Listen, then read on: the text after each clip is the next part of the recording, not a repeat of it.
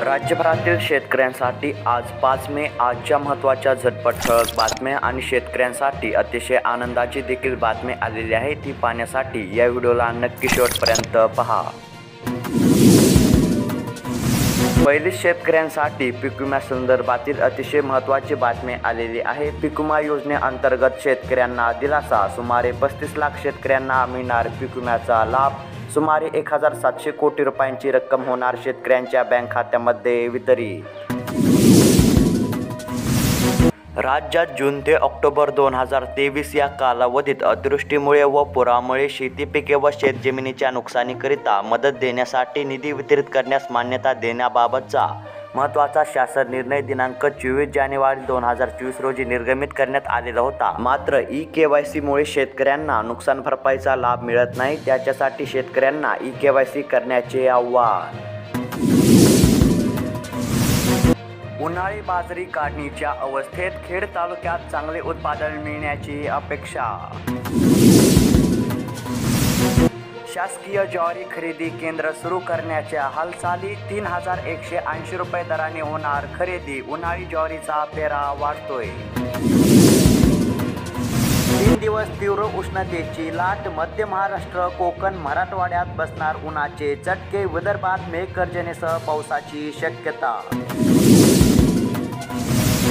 शेतकऱ्यांच्या खात्यामध्ये पीक विमा जमा होण्यास सुरुवात। शेवगा 600 ते 4000 रुपये प्रति क्विंटल दराने। राज्यातील विविध बाजार समित्यांमध्ये गुरुवारी शेवग्याला किमान 600 ते कमाल 4000 रुपयांचा प्रति क्विंटल दर मिळाला।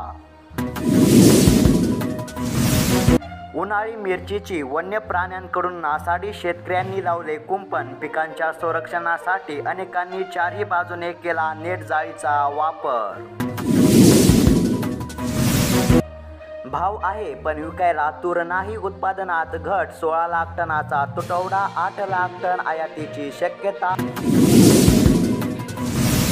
घातक रसायनामुळे आमरस होतोय खट्टा। अन्न औषधी प्रशासनाचे दुर्लक्ष।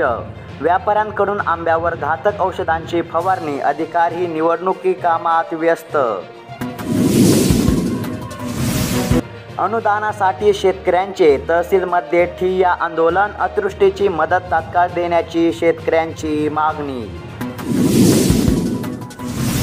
अवकाळीमुळे नुकसान। पशुपालकांना दिलासा। तातडीच्या मदतीस मिळाली मंजुरी। जनावरे मृत्यूंच्या पंचनाम्याचा अहवाल शासन सादर। 2 दिवसात मिळणार मदत।